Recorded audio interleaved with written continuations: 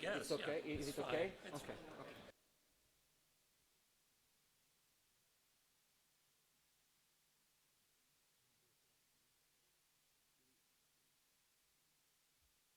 Okay.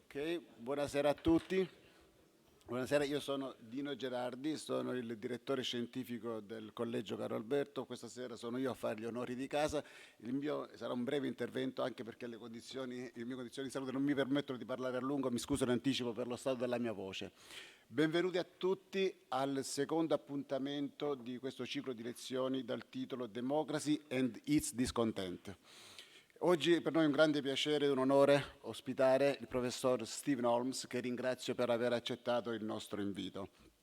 Oggi il professor Holmes ci parlerà del declino e dello sviluppo delle democrazie, ci illustrerà alcuni dei temi trattati nel suo recente libro scritto con Ivan Krastev dal titolo The Light That Failed. Il libro, la versione italiana, uscirà a breve con il titolo La deriva antiliberale, pubblicato da Mondadori.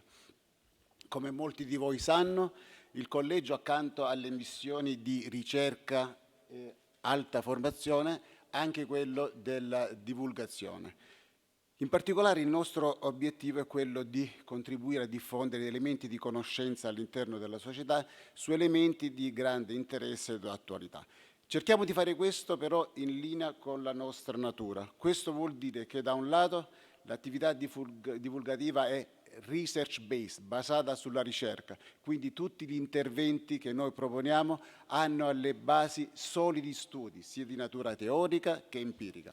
D'altro canto, sempre in linea con la natura multidisciplinare del collegio, cerchiamo di affrontare i vari temi da diversi punti di vista, per cui tra i nostri speakers abbiamo esperti di diritto, ma anche esperti di economia, scienze politiche, sociologia. Qualche mese fa, quando siamo messi insieme così a pensare a mettere in piedi l'offerta divulgativa per quest'anno accademico, ci siamo resi conto che un problema che affligge molti paesi in Europa, in America e nel resto del mondo è il declino della fiducia nelle democrazie liberali. E così, con la preziosa leadership di Diego Gambetta, che ringrazio, abbiamo ideato questo ciclo di lezioni che ci aiuti a riflettere, a capire le cause, le conseguenze di questa crisi della democrazia e ragionare insieme sui rimedi. Come dicevo, oggi è con grande piacere che abbiamo con noi Stephen Holmes. Ringrazio nuovamente per aver accettato il nostro invito. Lascio la parola a Michele Graziadei, che introdurrà il professor Holmes.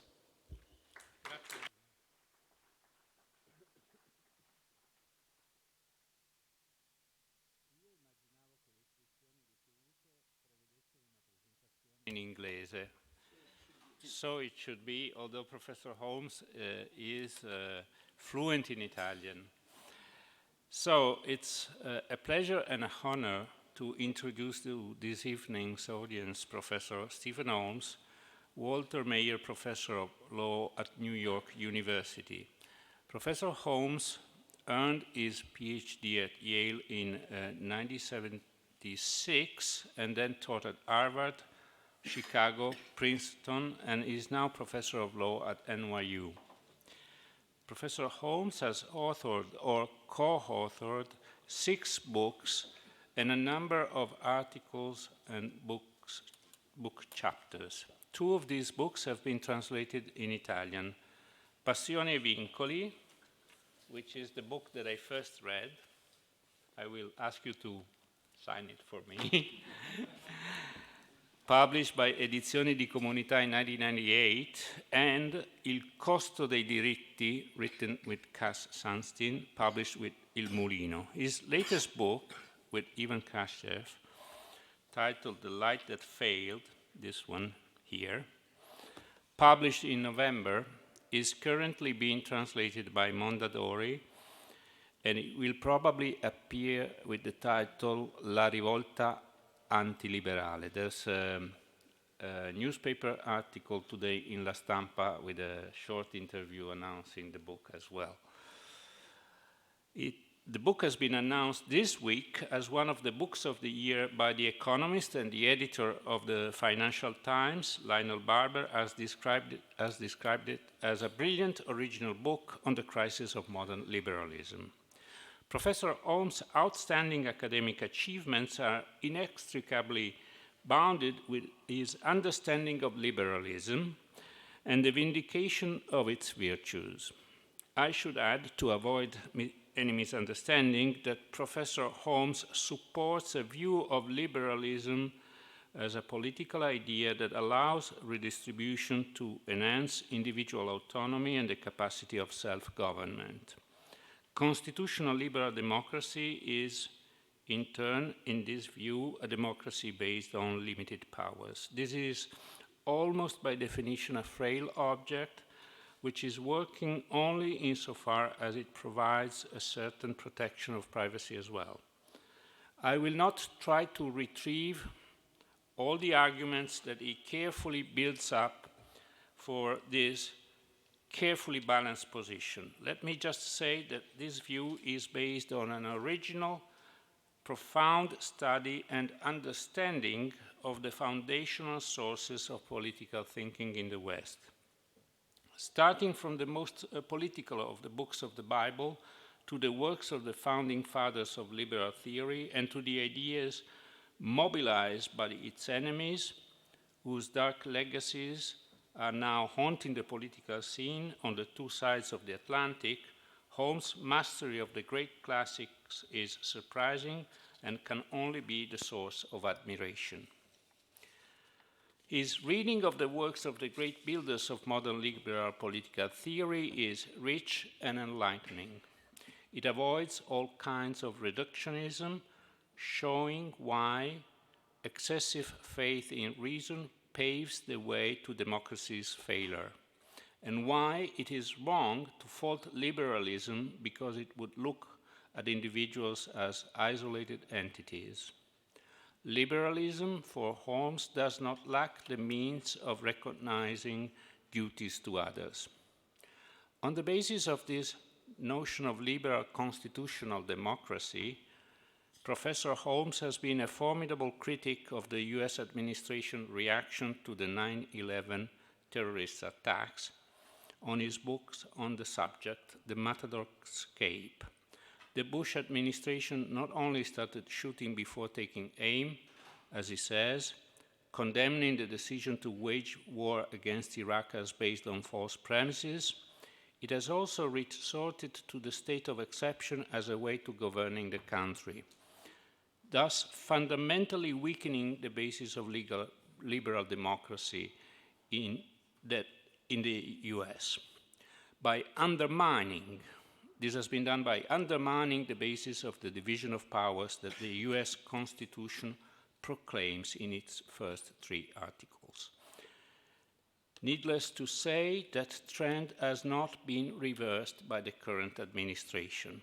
The constitutional conflict that is before our eyes speaks volume about the plight of democratic government in the US.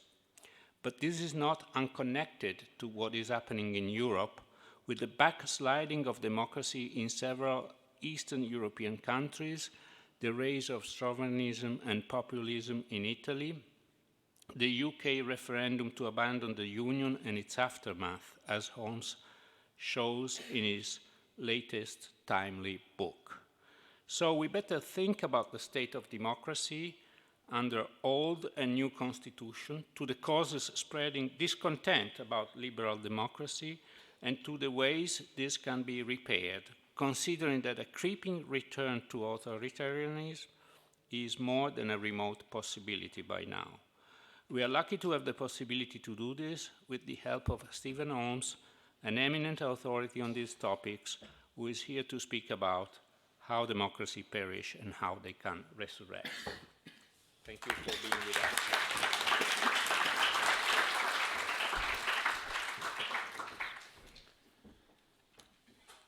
Hi, it's great to be here, and thank you for those warm words and introduction.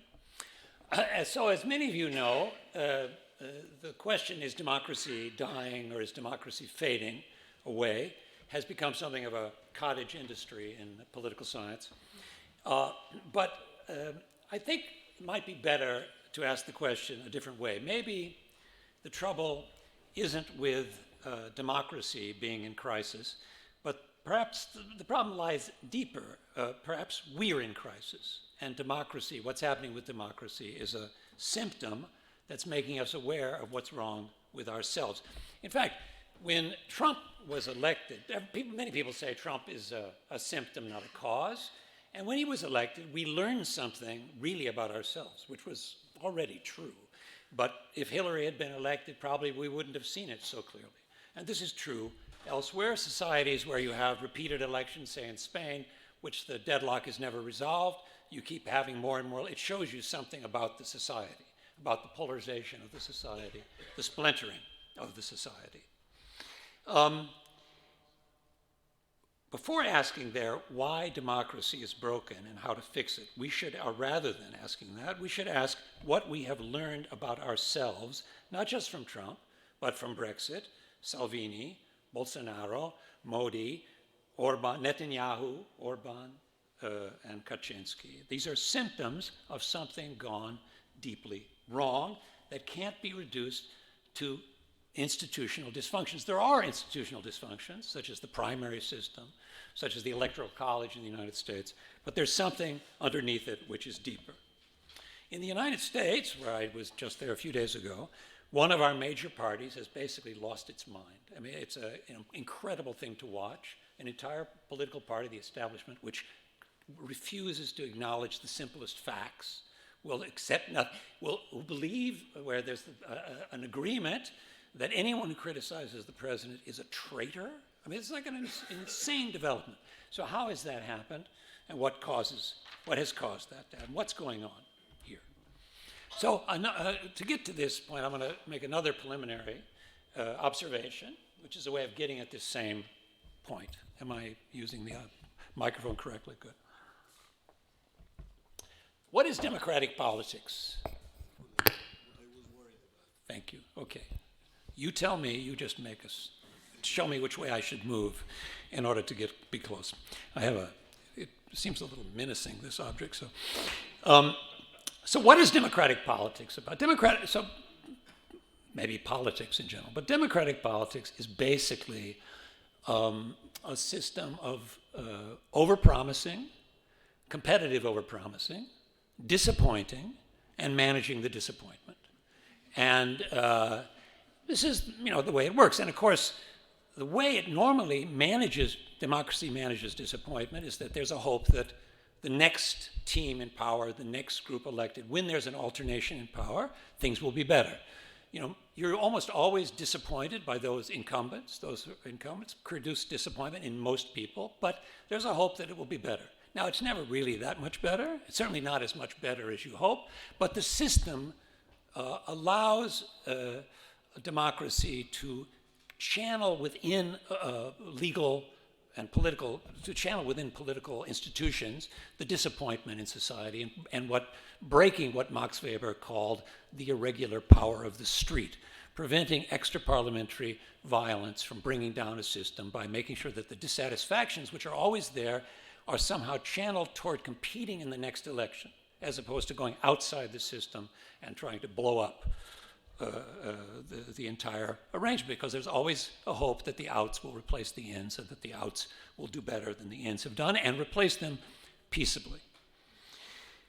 This involves, as I think perhaps Adam Przeworski spoke here earlier in the semester, and one of the important features of this kind of democracy is that there are soft landing spots for the losers of elections. Once you lose an election, you're not put in jail, for example, or punished. But this is a big, huge issue right now in the United States because of the nature of our president. And he was the one who threatened to put Hillary Clinton in jail. But of course, what he's done produces in the Democratic Party a desire to do the same to him. So that's also a sign of the degree of, call it depravity, and certainly crisis of our system. The problem is that this arrangement, this manner of absorbing social dissatisfaction come? Deve essere più lontano, ho capito. Non avevo sentito, ho avuto l'idea al contrario. Okay, so this is a technical problem. I could just shout without the microphone. Would you want to do that? You think it's better without the microphone? Can you hear me? No? All right. Bene, allora proviamo ancora. The problem is that this system for managing disappointment doesn't work very well. That is, there's a degree and a kind of dissatisfaction with the entire political elite, with the entire establishment that can't be absorbed, partly because no matter who's elected, you get something like the same policies. There's a sense that the alternation system for managing disappointment through democratic alternation in power no longer works. And that's because of who we have become, how our societies have evolved, how our societies have changed. There's a buildup of a level of disappointment and dissatisfaction that can't be managed or quieted, it seems, by this system, traditional system of peaceful alternation of established parties or coalitions in power. Now, the rest of my remarks are going to be based on the book that you heard mentioned, and I'm going to talk mainly about the rise of nativist authoritarian challenges to democracy, seen not as a symptom of democratic dysfunction, but as a symptom of social change. And what interests me, and I'm sure what interests you, is what looks like a worldwide anti-liberal wave or a pattern of politics of grievance and victimization. And one of the symptoms of this is that majorities around the world are seeing themselves as besieged and victimized minorities. When the majority starts seeing itself as a victimized minority, there's already something that's gone wrong. And that's what's happening in many places, particularly when the majority sees itself as the victim of demographic trends and demographic loss and demographic depletion. I'm going to focus, to begin with, here on basically, in the book we talk about, we have 4 cases, Central and Eastern Europe, mostly Poland and Hungary, Russia, and the United States, with the final chapter on China. And we particularly, the focus on Hungary and Poland, and I'm going to be talking mostly about those 2 cases today, and I'll end with some final remarks on Russia and the US. These are the only countries, Hungary and Poland, so far until tomorrow, in which populist parties have taken power. We'll see what Boris Johnson ends up doing. And that's a reason to focus on Poland and Hungary. We don't discuss in the book the West European cases, with the exception of the Alternative für Deutschland in Germany, but that's in a way Eastern Germany. But I'm sure you're going to see some parallels with what's happening elsewhere, including in Italy. So why, that's our beginning question, in countries where democracy, liberal democracy, was celebrated in 1989, where there was enormous euphoria about democracy in 1989, have regimes emerged which, with great electoral support, in which liberalism is decried, in which ethno-nationalism is exalted, where press freedoms are destroyed, where the independence of judiciary is destroyed, where checks and balances are viewed as interfering with the popular will as interpreted by demagogic leaders, where immigrants, in spite of the fact that there are no immigrants, where immigrants are demonized, where anti-Semitism, where there's a level of anti-Semitism which is quite shocking, and where the liberal opposition is accused of, again, like the US, of treason. Now, the most common explanation for the East European populism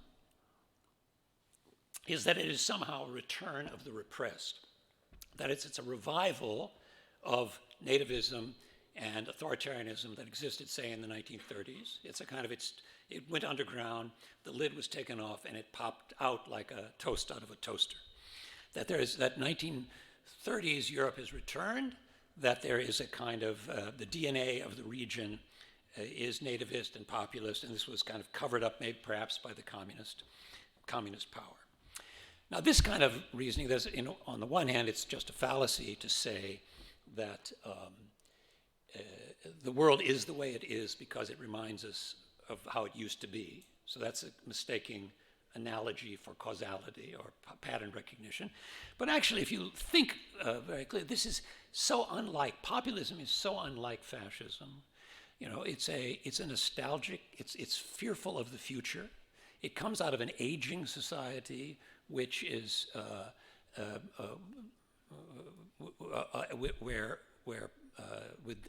suffering under demographic collapse. This is not what, and also fascism was in some way buoyed up by the fact that there were demobilized soldiers from World War I who had experienced the transformative power of collective violence. That's very far away from what the populists are doing. So the idea that this is a return is, I think, a very inadequate way of understanding it. In any case, rather than seeing Central European populism as a relapse into something before, we try to analyze it with Ivan Kraster. We're analyzing it not as a backsliding, but as a backlash, as a response to current events. It's a new phenomena, which is a phenomenon that emerges from the age of globalization, of a certain kind of globalization, and it's this that explains the virulence of the anti-liberalism. Now, why? Why did this happen? So the first step toward an explanation, and this is, you have to bear with me because it's going to seem very simplistic at the beginning, but I think I can show you its value. The first reason is that democratization and liberalization, although initially welcomed enthusiastically by reform elites in Central Europe and Eastern Europe, was experienced over the long term as a process of imitation. That is, democratization and liberalization, while they were desired, were also understood as imitating the West, as trying to become like the West. You know, usually, as you know, empiricism is not a very good philosophy for life because the thing that's most important to us is unobservable, and that is the future. I mean, you can't see it. But in their case, that was a revolution in which they saw concretely what the future was. It was the West. They looked at it, they say, we want to be like that. There was a moment when some East Europeans said, well, we need to create something new. As Václav Klaus said, the third way is the route to the third world or something like that. But that passed very quickly. The idea of learning something, the dissidents said no, the dissidents said, we want to become just like the West. We don't want something new, no more experiments. And in the West, this was also the consensus. Jürgen Habermas, for example, just talked of catch-up revolutions. All they're doing in Eastern Europe is catching up to what we have done. François Furet said the same thing. The Velvet Revolutions have not produced one new idea. It's just, they're just becoming like us.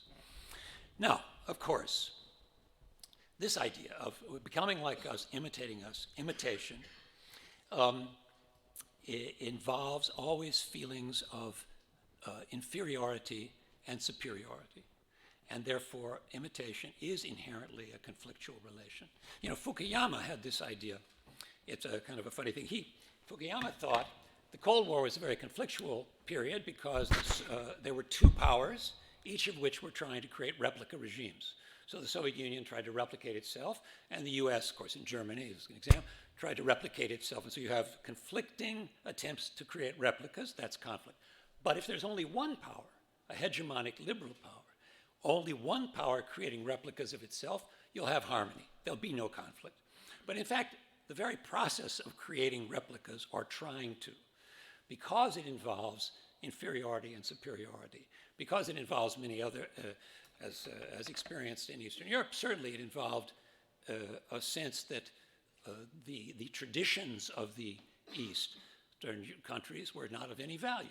And this became, I think, one of the, so let me just kind of unpack this a bit. Why was the experience of being imitators so painful and so difficult, and why did it produce a populist rebellion? It has many parts.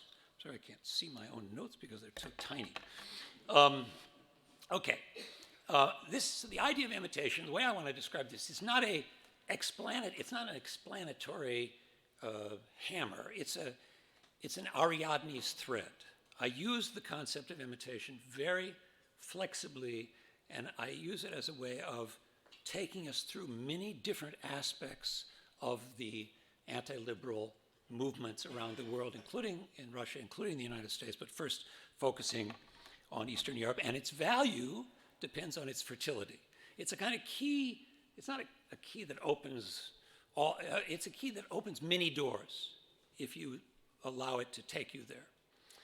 Okay, now imitation, we're not talking about generic imitation because as you may know, Gabriel Tard wrote a book on imitation in 1900 or so, 1907, I think. And he says imitation is life. So life is full of imitation. It's a particular kind of political imitation of a political orthodoxy, which is Tina, through which there is no alternative. In the world after 1989, there was one orthodox model. This was a kind of imitation that was not just grafting foreign elements onto local traditions, but it was a kind of total conversion. You must accept the Western model of free markets, democracy, rule of law. And it involved constant monitoring and grading by Westerners. I worked in Eastern Europe during the 90s, and there was a sense that Westerners who came to Central Europe, it was like tourists visiting a zoo. You know, you'd look and you'd see, that's interesting. What are they missing? You know, is it like opposable thumbs and the rule of law or something? So there was a way of looking there at all you were interested in, and you weren't really interested in what they were like because you knew what they were going to be like.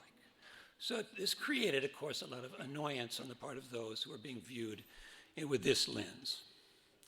The slogan of the dissidents was, we want to be normal. And normal didn't mean like what Poland used to be before communism. It meant just like the West.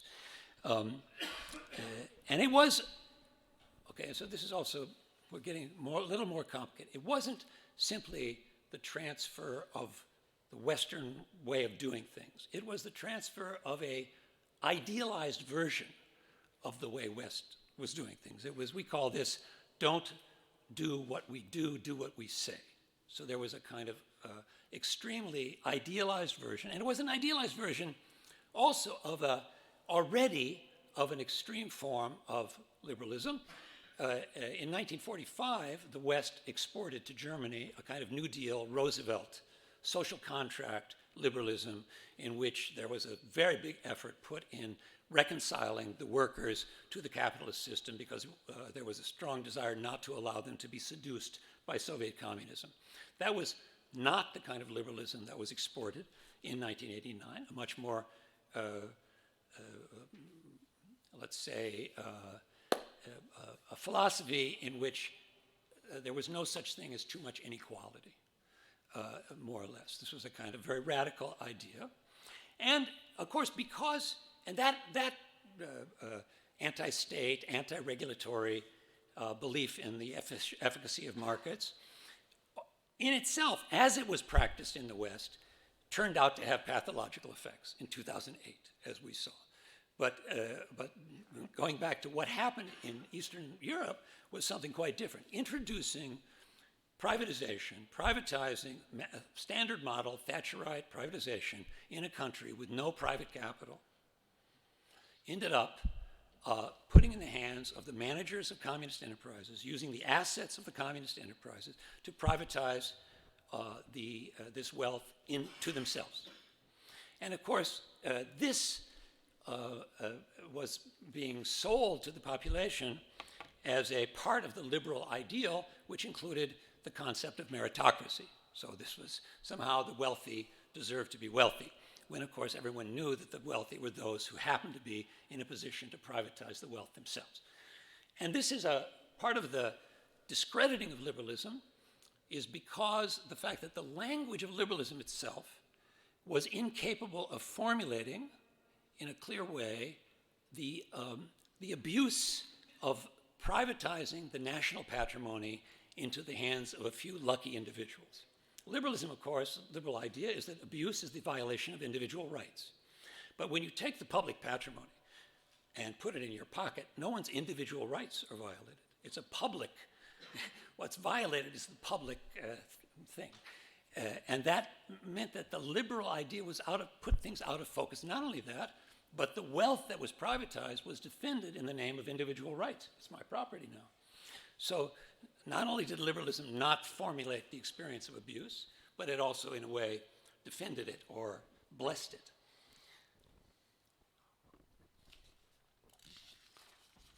In law, in the legal, one of these idealized models, I've experienced this quite often in my time in spent my time in Eastern Europe. The idea was the rule of law, we're going to export the rule of law. But of course, the kind of rule of law we're going to export is one that has nothing to do with special interest legislation, which in other words, it's completely abstract. It's not what happens in the West at all. I mean, in the West, law definitely is very synchronized, let's say that, with asymmetries of power in society, and if it weren't that way, it wouldn't function. And when you talk to East Europeans, when I did many times, what they would say is, we would try to explain to them, I worked for George Soros in the 90s on these kind of exporting legal reform, and we would say, law is a system, impartial system for resolving conflicts without violence, and they say, no. Law is a system where the strong beat the weak. I said, no, you don't understand what law is. Said, law is an impartial system. But we were trying to convince them that law was something they'd never experienced. And it's also, so you can see and this is the attempt to insert in a very different context systems from the West, language from the West, had many pathological effects. So I have a few examples of this. The American Bar Association discovered in the 90s that in Albania, judges were being removed from office without cause. And they went over to Albania, to Tirana, and they wrote a series of laws for the Albanian government explaining that judges can only be removed for high crimes and misdemeanors. So after that law was passed, and it was passed, judges were put in jail. So this was a fantastic example of legal reform without any understanding of the context, naturally. So there are many other examples of this inserting in a different kind of context the same rules which have very different consequences. That's why the belief that all we want is normality, what we don't want is experiments, which is what the dissidents were saying, that was a utopian idea. Because if you take a model from one place without any sense of the context you're putting it in, you're going to be experimenting. You're going to be doing something with unintended consequences, necessarily. So this was and part of the problem was exactly this gap. But beyond the misfit of the models being imported, the very experience itself of being an imitation was humiliating, particularly if it's imitation that is being monitored constantly by the model, by representatives of the model. Okay, now another aspect of this, of the problem is the way, how do I want to explain this? Harmonization, many of the liberal reformers, put it this way, the liberal reformers in Eastern Europe were very eager to join the European Union. And to join the European Union, they had to accept harmonization with the post-national values of the Union. Now, the post-national values of the European Union were in many ways very much reflecting the particular historical experience of Germany. Germany, as you all know, went on a homicidal rampage in the 20th century out of nationalistic emotions, and after the war, part of its the integration of Germany into the civilized world was to downplay national traditions, nationalist feelings, national symbols, national heritage.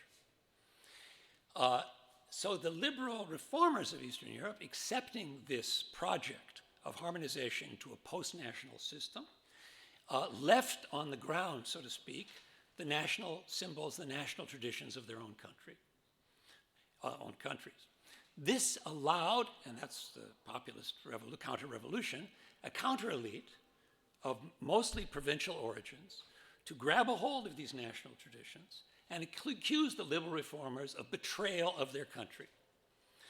They were able to take all the dissatisfactions that I've described that go along with economic turbulence and all the problems of readjustment. There are many reasons for dissatisfaction in these countries, but these populist leaders, counter-elite, were able to we're able to give an interpretation of those dissatisfactions as coming from a betrayal of our national tradition. And to say, everything that's gone wrong is that our liberal reformers are copying the West.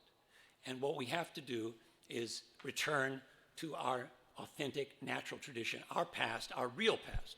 Now, of course, every country has many pasts. And these guys pick out one past and they claim it's the past. And this is the use of the return to authenticity as a way of curing the ills of the imitative project was, I think, almost the main logic of the populist counter-revolution.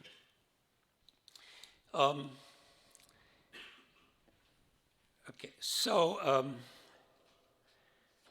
and again, and they somehow, I don't know how they've done this, they managed to project, they're both attacking the European Union and its post-national traditions and the immigrants. So it's like Brussels and Africa are both somehow combining themselves against us and destroying our authentic self, our authentic national heritage. Another aspect of this, of the reason for the resentment is the following. Under European Union accession process, the countries of Eastern Europe were being told that they were being enticed or lured into a process of democratization. You're now going to rule yourself. You're going to have a process of self-government. But self-government, while you're developing a system of self-government, by the way, we are writing all of your laws. So the Brussels basically, in the acquis, was saying, you're going to govern yourself, except we're writing your laws for you.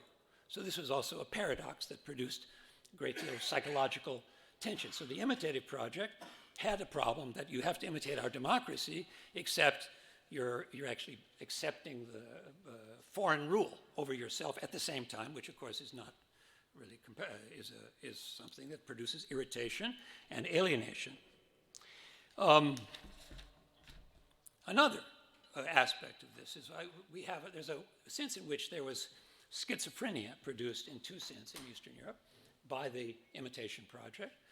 On the one hand, partly because the Western idea includes an idea of originality. We quote at the beginning of the book this romantic English poet, Arthur Young, who says, we are all born originals. Why is it that we all die copies? And that's part of this sensibility, is that we have an originality that's being somehow traduced or betrayed. So being told, you must become like us, you must become individual, you must become authentic, you must become Western in the sense of being individualistic, and you must be copies of us, also produces a kind of tension, psychological tension, in the experience of democratization and liberalization. And then, and then second, also speaking of schizophrenia in a sense being introduced, the desire to become a normal country involves two different concepts of what is normal. So on the one hand, what's normal is what's widely accepted. These are just rules for coordination, such as driving on the right side or the left side of a street. But it's also what's normative, what's required, what's desirable. So, for example, basically my George institution did this too, but it was a very EU very much. East Europeans were told that corruption is not normal. And of course, if you're a businessman in Bulgaria and you refuse to give or take bribes, you'll soon be an ex-businessman.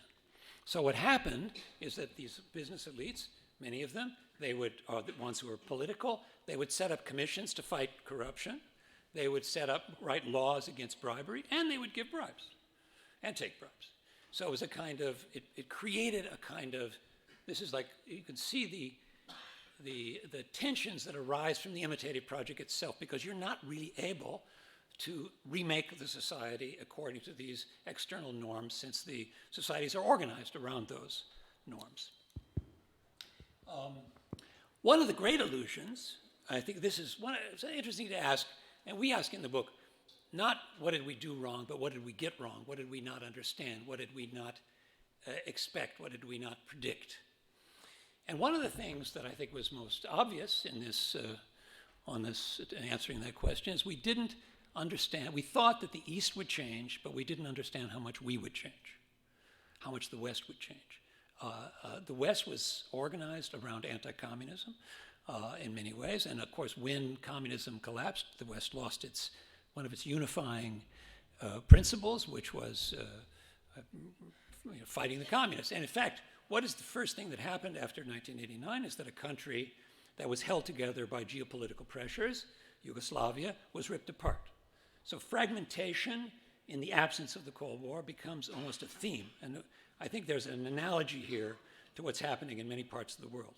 In the United States in particular, there's a kind of civil war atmosphere, which started in the 1990s. If you know Gingrich and so forth, you see there's a kind of virulent, hostile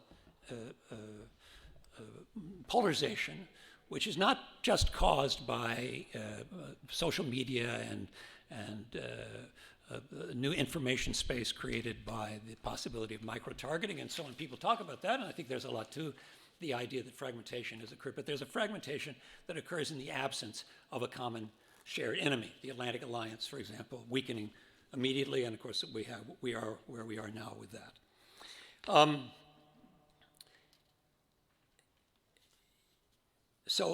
The Poles, just to use them as an example, when they tried to join Europe, they were trying to join the anti-communist West. That's the West they wanted to join. So there was naturally going to be a disappointment occurring because the anti-communist West disappeared. So the West they joined was no longer the God-fearing anti-communist West. It was experienced as a kind of bait and switch, in fact. Instead of the God-fearing anti-communist West, they found the West aware of gay marriage and feminism and things like this, which were, I think, for those God-fearing Catholic Poles, was experienced as something was alien. That's not the world they wanted. And so it was thought of as a betrayal, somehow a betrayal. It was experienced. They imitated, they were trying to be like, but the world that they were imitating was changing under their, and in fact for the West too, for the US too, for those for the proponents of liberal hegemony, for those who say that we want to spread our values, say Americans, we want to spread our values. We did that in Iraq very well, as you know. We want to spread our values. We want to make the world over in our image. That whole project now, I mean, we want to spread our democracy to the rest of the world now? Partly, we don't really know who we are, or what our values are, so spreading them to the rest of the world seems like a futile or absurd mission, but also it was experienced there. So the changes that are occurring in ourselves was both from the point of view of those countries who wanted to join the West and from the West itself.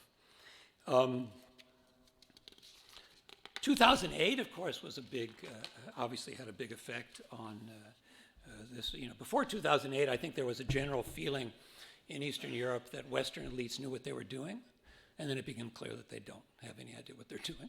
And so there was a loss of prestige of the West after 2008, which also alienated these imitators who felt like, what if the model we're imitating doesn't work at all itself? So our project of imitating becomes very, very dubious at best. Okay. Sorry. Now, finally, and once again, this is an important point about the language of liberalism and how it fails. So in 1989, if you ask East Europeans what is it they admire most, what is it they are most happy about the end of the communist system, what is the liberty they admire most, and it's the liberty you gain as a European citizen. What is the one right you have as a European citizen as opposed to an Italian and Frenchman and so on? It's the right to travel, the right to leave your country. This is liberty, the right to leave your country. And that was understood, and that's the primary liberal liberty that was celebrated in 1989. Now today, what is happening? You have 3.5 million Romanians who have left the country. You have 1 million Hungarians who have left the country. You have how many million Poles live in Britain. You're having this, at the same time as you have very low birth rates, you have this demographic hemorrhaging. Particularly the youth are leaving, like 40%, 50% are under 40. People are leaving the countries. And this is experienced as a crisis of identity, because identity politics is the crisis in the group to which you belong. And these groups are disappearing demographically. And that anxiety, that demographic panic, cannot be expressed in the language of liberalism, which says liberty is the liberty to leave your country. So the very conceptual framework you're given by liberalism to explain what's gone wrong doesn't make sense to people. And this is part of the anxiety, and of course it becomes projected onto immigrants. This is why in countries in which there are no immigrants, you get this strong anti-immigrant language. There are many different aspects of this. Of course, Poles in Poland are in touch with by social media, with their colleagues in London. And in London, the Poles in London live in immigrant communities, so they're learning about the West. And part of the East European populist mindset is to say that there are now two Europes. The two Europes are the opposite of what they were at the beginning of the 20th century, where Eastern Europe was heterogeneous. It was the Habsburg Europe, and Western Europe was more or less homogeneous. Today, it's viewed as the opposite because of World War II. Eastern Europe is more or less homogeneous, and Western Europe, from the Eastern European point of view, is viewed as basically they call it a greater Middle East or the greater Africa or something, when those who are attacking Western Europe say that societies have become hodgepodge, mishmash societies, overridden by the immigrant mixing and are no longer coherent ethno-national states. Okay, so that's just the flavor of this analysis of why the politics of imitation produced a populist reaction. Can I get some guidance here about timing? Because 10 more minutes, okay, so I can be quick about this. So there are many. The Russian case is quite different. Obviously, Russia never tried to become like the West. It never felt like it was betraying itself. There was no attempt really to convert. The Russians pretended to be Democrats. They had been faking communism for 20 years, so they started faking democracy. It wasn't really a problem for them. They also had learned from Marxism that democracy is just a way of covering up the wealth of the few. It's a way of managing a society in the interests of the few wealthy people, and they thought that was fine for their purposes. So in the 90s, more or less, there was this you had rigged elections, meaning no serious competitors were allowed to run. And it was a fairly good legitimation formula, because what you did is have rigged elections that nobody protested, and that was a sign that things would work okay. I could elaborate on this, but more or less the early years is a period of defensive. Well, there's a difference between defensive and aggressive imitation, and it was a defensive imitation, hiding, pretending to be Democrats. This made it nice for the children of Russian elites to travel in the world and kind of be accepted in polite company, where we're trying to be democratic too, just like you. And it was a way of taking off Western pressure to do serious reform, economic reforms, and to somehow get in the way of the most dramatic, large-scale privatization of public wealth in human history, probably, or maybe there's there may be some other alternatives, but this was an amazing process where so much wealth was concentrated into so few hands with in Russian standards, very little violence. It was something they did with an umbrella of fake democracy. By 2011, 2012, this had run its course. You had protests, which were against Putin, and there was a lot of anti-Putin feeling, and they switched to a different kind of imitation. As what imitation I think it's good to call violent parody.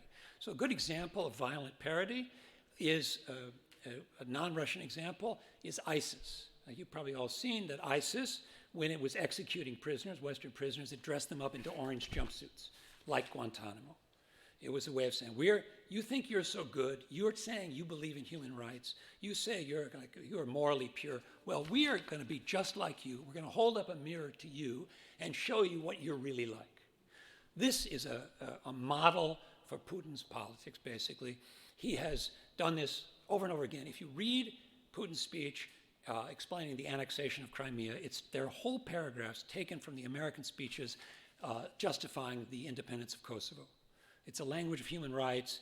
It's a language of independent national self-determination and so forth.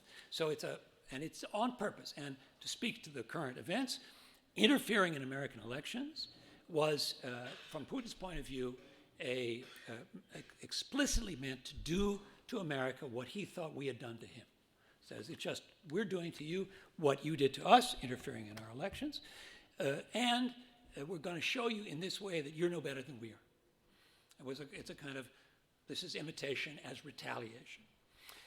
So I can go on about this, but since I'm speeding along, the US case, how does this fit? So in the United States, the most extraordinary thing about Trump is that he says the greatest loser from the Americanization of the world is America, which seems like a very strange thing to say. He's saying that being imitated is it's a terrible thing to be. Since the 1980s, Donald Trump has been arguing that we won the Second World War, we beat the Japanese and Germans, but they imitated our industrial export system, and they're now beating us. They're selling cars. Their cars are better than our cars. Being imitated by the Germans and Japanese is a sign that we have become losers, and the world is laughing at us. And this was more or less ignored when he introduced the idea, and has become much more widely shared after the rise of China, because China is doing two things. It is both stealing our jobs and stealing our job-killing robots. So you basically have a labor movement and a business community, both of whom think of China as a threat, as an imitator threat. And in general, if you just follow what I've said so far, the experience of imitation in the world, of imitators, is the Central Europeans hate us because they tried to imitate us and were viewed as botched copies and resented us for putting them in this condition. The Russians imitated us in this aggressive way, and the Chinese are stealing our economy. So being imitated is something that makes you very vulnerable, that makes you very,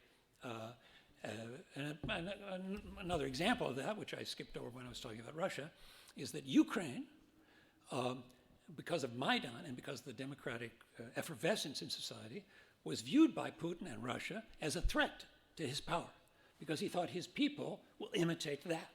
So being imitatable becomes something that makes you vulnerable to aggression and attack, which we've seen. That's what happened. And we're going to find out now in Hong Kong whether or not the contagious effect of these democratic effervescence with those Hong Kong people waving American flags, we want to be like the West, if they're going to end up the same way the demonstrators in Tiananmen Square ended up, which was deliberately presented by Deng Xiaoping as an overt Americanization. You know, in Tiananmen Square, they built a statue that was supposed to resemble the Statue of Liberty, and it was viewed as an imitative act which had to be crushed because otherwise it would bring down the communist system. So that was quite rapid and incomplete, but I invite your questions. Okay.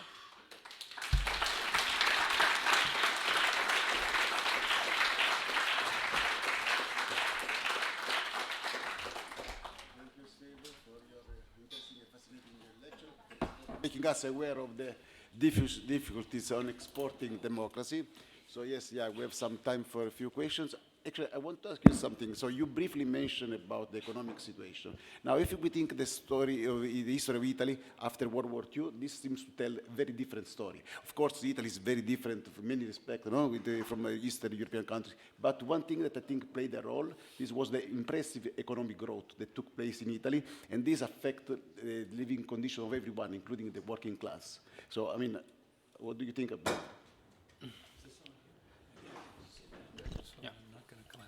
Yeah, sure. I mean, part of the ability of democracy, alternation in power, to absorb dissatisfaction depends on the fact that the economy is growing. So that it's buoyed up by the fact that dissatisfaction with political leaders is somehow absorbed by the fact that people think things are getting better. If you have rapid economic decline or contraction, it's much harder. So democracy on its own can't actually absorb all dissatisfaction. And we have, in 1990s in the United States, basically 10% of Americans thought that they were worse off than their parents, and today it's 50% who think that. So it's like an economic background, always a sense of deteriorating conditions, and it's very difficult in those conditions, however you design democracy, for this system for absorbing dissatisfaction to function. Question? Yeah, we can take, I think, some questions. We have a little more time left, so please. Let me play Giorgio. So, question from young people. Yeah. Okay.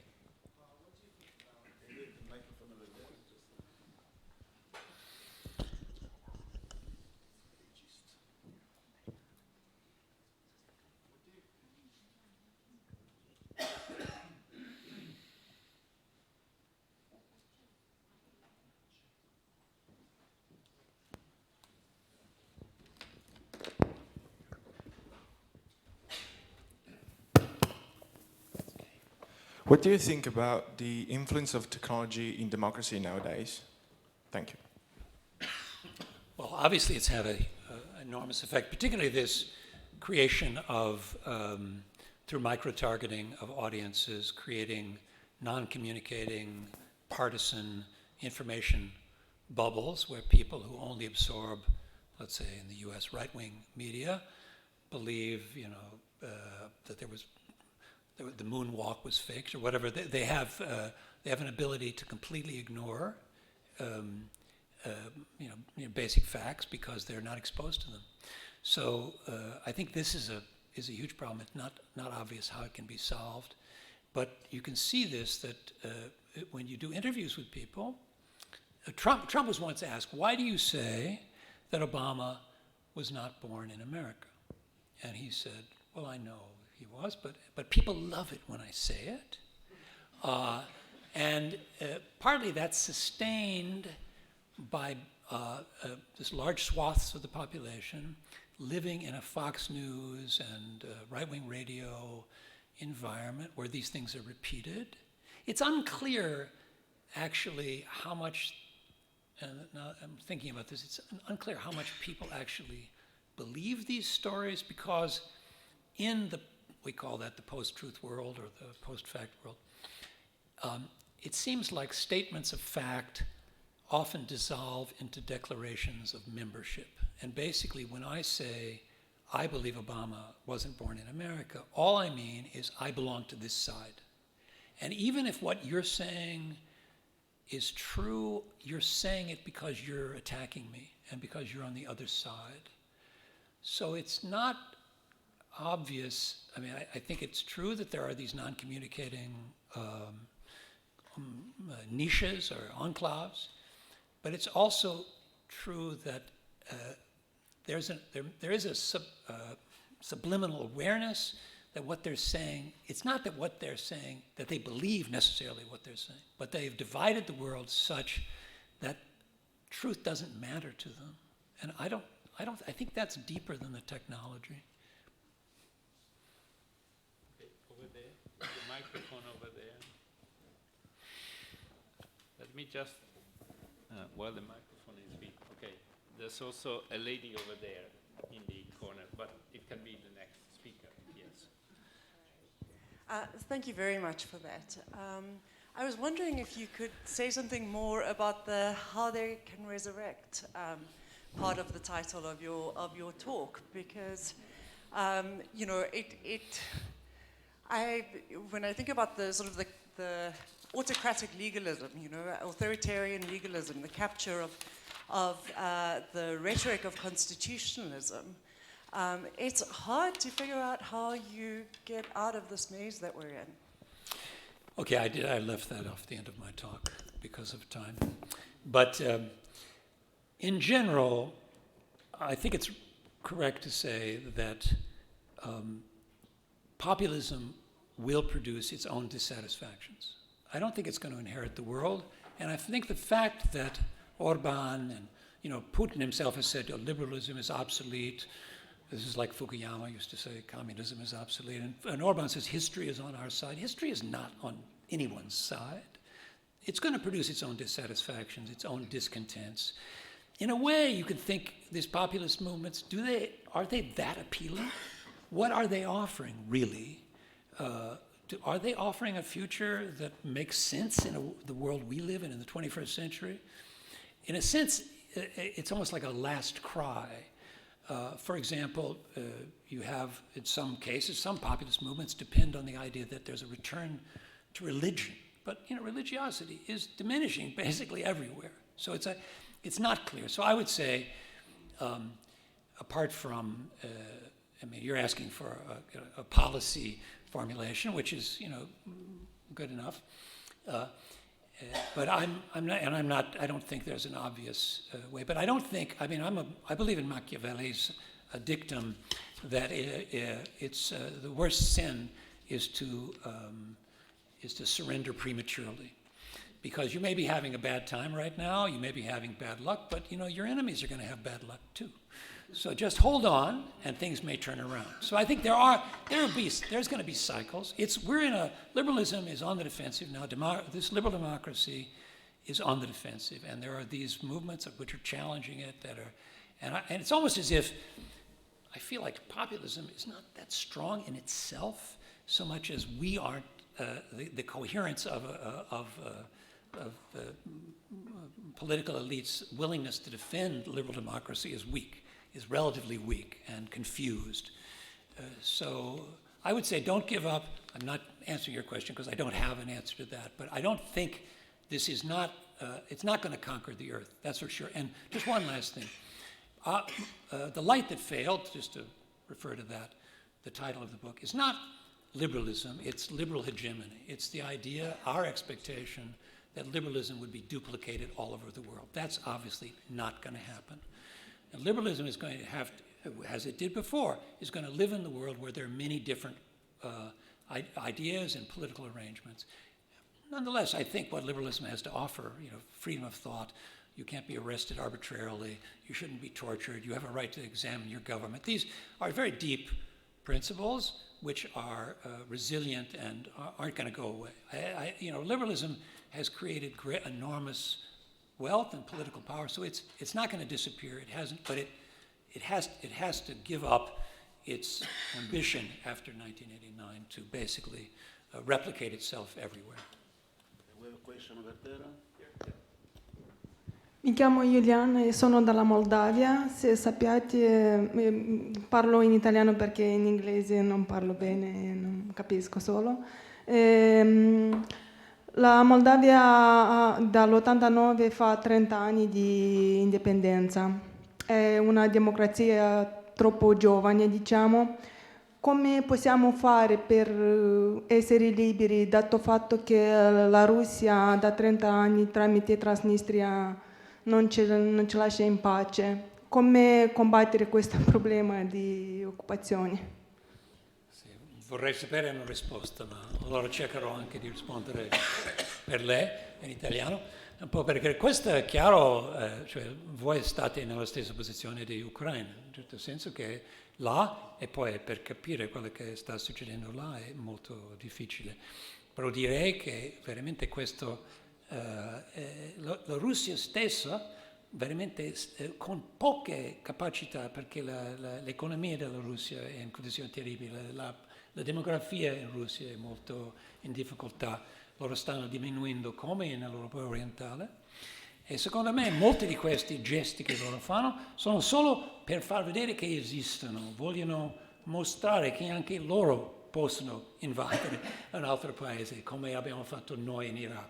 E anche loro, però lo scopo, quello che loro guadagnano nel Donbass, che serve veramente che loro sono là? A che cosa guadagnano?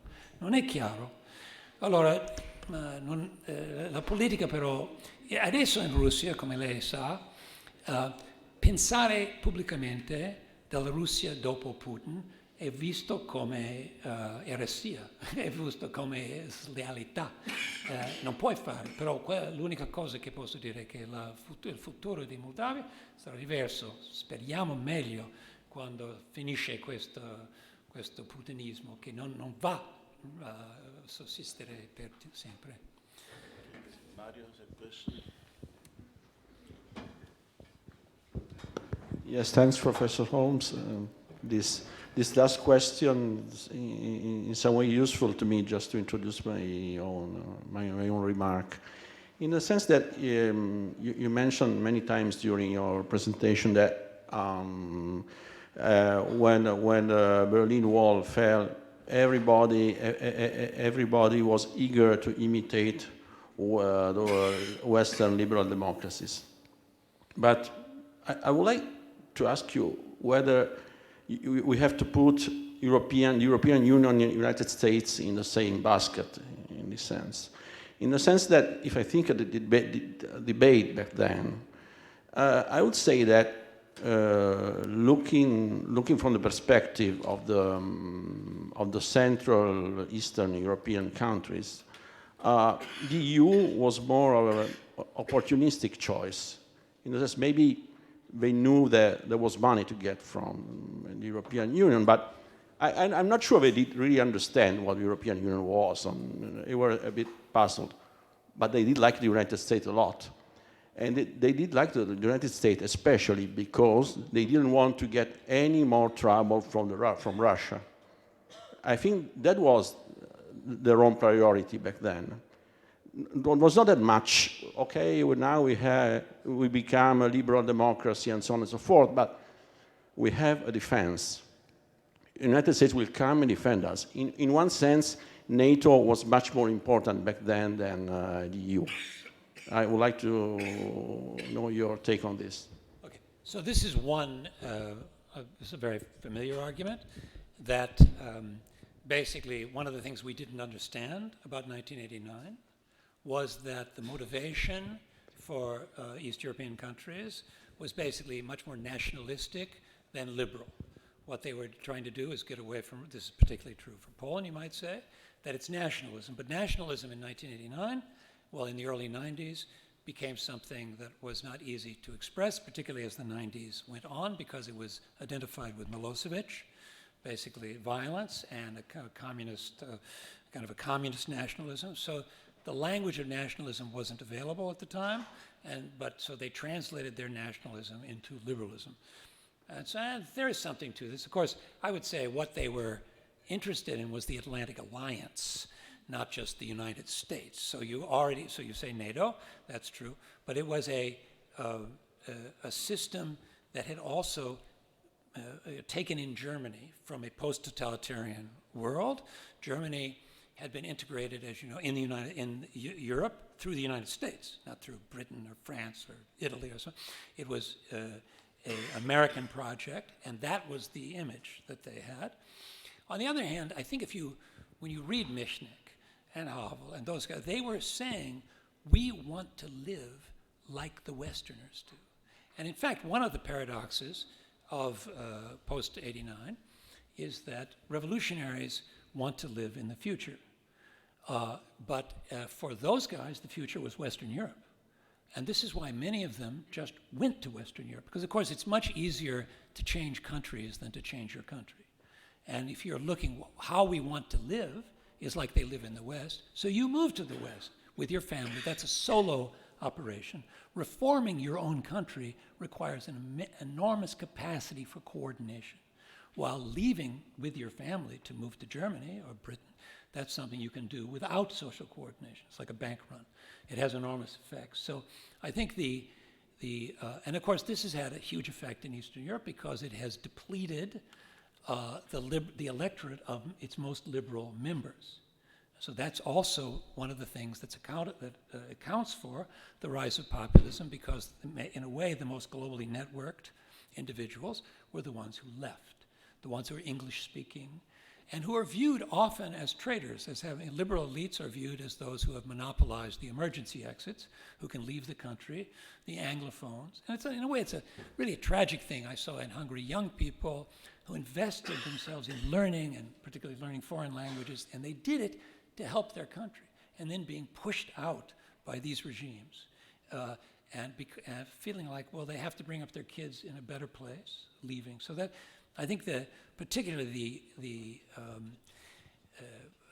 movement of, not to America, some to Canada, some to the US, but mostly to Western Europe, where these East European elites have gone and where they're working today. 1 million Hungarians out of 10 million live in Western Europe today. And that's and this is experienced as, in these small, particularly small countries, who fear disappearing. And again, identity politics is about the threat to the group to which you belong. And there's a sense that your own country, low birth rates, there's always been immigration with an E from Eastern Europe, but that's when birth rates were high. Birth rates are very low now, and immigration from low birth rate countries is experienced as a very dramatic threat to identity, and that's partly the basis of identity politics there. I'll stand out, otherwise you'll never see me. Well, my question is, before you pointed out the connection between the migration of young people and identity crisis. I didn't get if you think that the migration of young people is the cause or a consequence of the identity crisis. Moreover, I wanted to ask you if you think that this movement of people, especially young people, is something physiological in a context of freedom to travel, and how do you connotate this, if you think it's something positive or something negative? Thank you. And thank you to the professor that struggled a lot to make me ask this question. Thank you. Well, I mean, I'm not sure what the counterfactual would be. I mean, having tried to prevent them from leaving the country, what would that be like? I think it's particularly, they say that Hungarians say that Orban is the best contraceptive, because he's making the country so terrible that you don't want to have kids there. It's a kind of, and of course people are leaving. Also, what you could do to make the place more welcoming and where you'd want to stay is to invest in the country, create better jobs, create infrastructure that worked, create a health service that everyone could use, basically instead of funneling all the money into Orban's soccer stadiums or whatever he's doing. And so they're creating conditions which are driving people out, and in a way, in the Hungarian case, it's quite clear that his regime benefits from the outmigration of young people, liberal-minded, globally networked young people. From the point of view of creating an electorate, this is like Bertolt Brecht's line about if you're disappointed with the people, you should dissolve them and create a new one. And there's a sense of just getting rid of an electorate that's not populist. So I think there are, but of course in the long run, this is a terrible policy. And you see that in Orban's speeches. He's constantly saying, please come here, please have babies, please. And this is very close to, by the way, Salvini. Salvini gives speeches blaming, he says, we have all these bosses in Brussels, they're telling us what to do, and they're telling us how to live, and we have no babies. Where are the babies? You must have more babies. So there's a kind of parallel here between blaming the EU for, I don't know what that EU has to do with fertility rates, but anyway, it seems to be a common populist idea. And many Italians, and that's what Salvini says, we're having very few babies, and all these young Italians are leaving the country. And this is a terrible kind of wound to us. How do you reverse that? They're making these, and I think that's one of the reasons to think that populism is not, its future is very questionable, because this is not an answer to the demographic challenge, these kinds of responses. So I don't know if I've answered, I probably haven't exactly answered, but I think it's a very deep, the demographic panic, the sense that you're disappearing, the sense that is partly explanation for the scapegoating of migrants. You know, not only is demography a problem, not only is low birth rates and the outmigration of the youth a problem, but the world is changing all the time for technological reasons. Technology has changed. All of us are going to die in a world that's so different than the world we were born in. The influence of migrants on this change is minimal. I mean, there's so much change, and fear of change, and then finding someone to blame, including blaming the youth that have gone away, is also not. I wouldn't call that rational. But I like to insist that the areas in the United States, to red states, rural areas, which are thinly populated, which have lost population in the last 5 years, are the places that vote for Trump. That is the feeling that you're disappearing.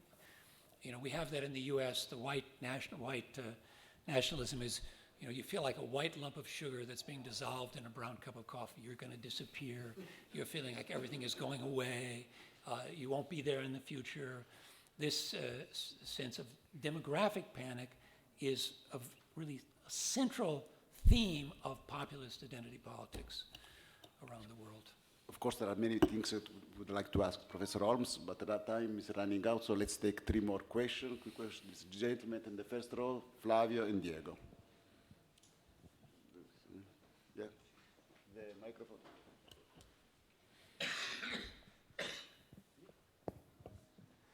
So, one of my questions is about were there lessons that could have been learned from the Latin America experience regarding how to export this liberal model and this capitalistic model? Because in the 70s and the 80s, there was this tentative from the United States to establish, and it didn't went super as well as they imagined.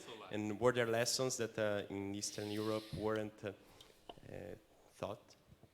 Perhaps we can take the questions and then... You're testing my memory now, but that's okay. Diego? Flavio, it's okay. Flavio and Diego. Ciao, As you wish. Meglio che finisca lui. As you wish. My question is somewhat related to the second half, how they can resurrect. Very briefly, we are now focused on Kaczynski, Orban, but we forget that there was a European elite before them. I mean, Mazowiecki, Geremek, Havel, Gons in Hungary. Sure. So, do you think that we are experiencing, to some extent, a political cycle, or the populists are trying to make democracy an empty shell from inside, using the tools of democracy for emptying democracy itself? So it's one, the first one is the optimistic view. The second one is the pessimistic view. I see. I don't quite see there's a contradiction between the two. Of course, you can see, first, we don't know, is there a cycle? We're at a certain place, will there be a return? But definitely, that previous elite is denounced as treasonous betrayers of the authentic traditions of their country. And originally, of course, now Kaczynski and Orban are not necessarily on the same page, having to do with the size of their countries, but they describe themselves as counter-revolutionaries. And counter-revolutionaries means against the Velvet Revolution, against those who wanted to join the West, against those who think the West is good and we're bad. A part of this project arose from the fact that almost all of the leading spokesmen for the populist parties use the same expression, which is, we are tired of copying. We are tired of saying they're better. We are tired of being treated as if we are botched copies. We don't want to be copies at all. We want to just be ourselves. And that original, Michnik, Mazowiecki, Geremek, all of those guys, Balcerovich, even more in a way, they're all saying, our tradition have nothing to add. So they are, I've violated your rule that we should collect questions, but I realize that now. So I think definitely they're attacking that original elite, and is it going to be a cycle? I believe that the dissatisfaction that they're producing now will lead to something else. Whether that will be a return to liberalism or not, I don't know. And of course, they're using democratic means to do this. They are being elected. I mean, even Trump, you can't say, is Trump like a violation of democracy? I mean, there's the Electoral College and so forth. He's not even a plurality winner, but on the other hand, this was a huge swath of the electorate that voted for him. So you can't say it's somehow anti-democratic in a strong sense. So yes, they're using these means, and they're using whatever the hostility to the way things are to create internally, and what they've done in Eastern Europe, the same thing Trump is doing, destroy the courts, populate the courts with anti-liberal judges. They can do this. You have an institution. We have an institution we thought was called the presidency. And some guy waltzes in there and turns it into a kleptocrat, like a Central Asian kind of kleptocracy. Is it an institution at all? What was it? And of course, the courts can be populated. The Congress can be populated by individuals who don't believe in any of these values. So the institutions are a framework that can be used for anti-democratic, anti-liberal means, and they are being used. And we can hope that the dissatisfaction can produce. But right now, I don't see a strong, coherent, liberal, pro-liberal movement in the wings waiting to bounce back. We can hope it's going to happen, but it's not really quite there. And just before we go on to the next question about Latin America, if you know Jeff Sachs, there you go. So Jeff Sachs went from working in Latin America, working in Poland, had the same complete no understanding at all of the social context, no understanding of what he was basically doing. So there was an exporting of models, and of course it was, it ended up being very valuable for Western capitalists who were buying things for cheap prices and making themselves richer. He then, of course, has his whole career afterward trying to make up for it. We can talk about that. But in any case, I think no, if the answer is, did they learn something? And in fact, it used to be, because when I was working on rule of law projects, the earlier rule of law projects in the 50s and 60s in Latin America, you had these lawyers going there, and they would look at the legal systems and say, this is just like completely anarchical. There's no rule of law here at all. But that's because it was a civil law system, and they were bringing common law. So some of it depends on bringing the wrong model and the wrong expectations. And as you probably have learned by now, Americans are very parochial. American education is very parochial. And there's another, just as an example here of mirroring, and the mirroring metaphor is, the original mirroring metaphor is, of course, Narcissus. And looking around the world trying to see, oh, you're just like me, or you should be. And if you're not, well, I'm giving up on it. Okay. Last question. If you make a list of all the autocrats around the world, you can go even further than you started your list, from Duterte or Modi or Salvini, Bolsonaro. So it looks as if the phenomenon is larger than where the explanatory model you have in mind. Sure. So my question is, how far can you stretch that model? And if you cannot, do you think demography is another possibility? You seem to suggest that. Or you may have other... so how far can you stretch the Polish... Hungarian case? Okay, so let me first give an example of why in the areas, another example of why in the areas I did discuss, this is a very revelatory concept. So take in the US the idea of white lives matter. So white lives matter is the motto. What is it a motto? It's an imitation of Black Lives Matter. It's of Black Lives Matter. White Lives Matter is an imitation of Black Lives Matter. It's the majority imitating the group that says, we're victims, we deserve more. No, I said, no, we're victims, we deserve more. Think of Pegida in Eastern Germany. That is the patriotic Europeans against the Islamification of the West. That's very much an imitation of Frantz Fanon, basically, let's say, also Islamic countries, but third world countries who don't want to imitate. And Frantz Fanon was very strong on this. We don't want to imitate. We don't want to be taken over. We don't want to be westernized. So it's like reversing the script.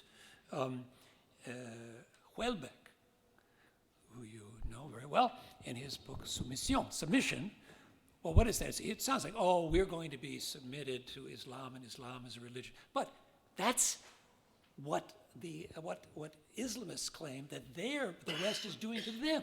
We're being submitted to Western. So imitation in these kinds of, in many areas, is tied up with anti-Westernism and basically these kinds of populist movements. Now, you're right. If you look around the world today, there is violence, these street demonstrations everywhere, not just certainly in democratic regimes. Iran, they're killing they've killed more people than in Tiananmen. No, this is like Iraq.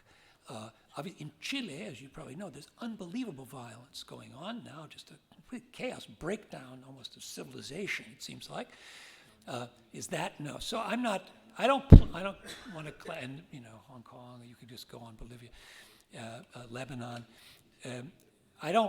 This is not meant as a universal theory, but I think it does open up ways of exploring many of the commonalities.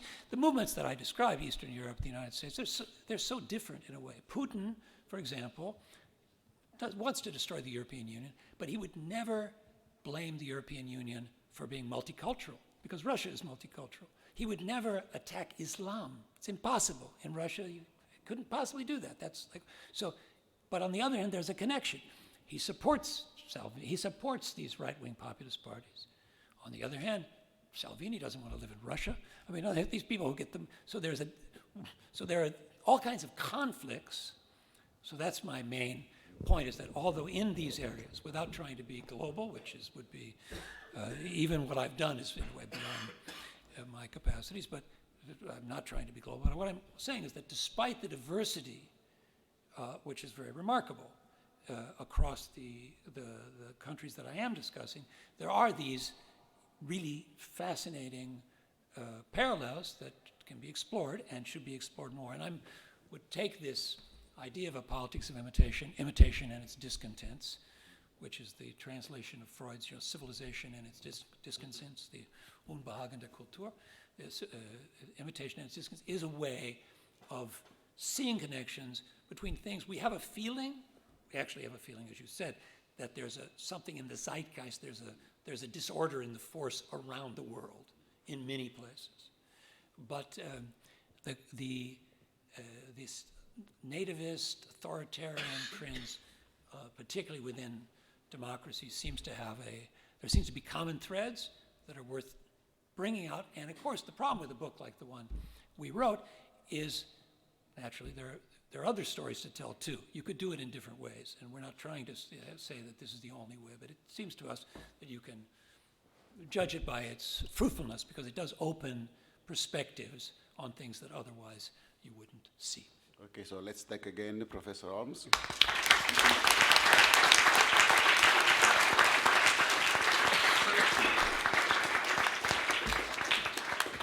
So this was the last outreach event of the year. So thank you for being here tonight. So I wish you happy holidays, and we look forward to seeing you next year, the main events that will take place at the Collegio. Thank you all.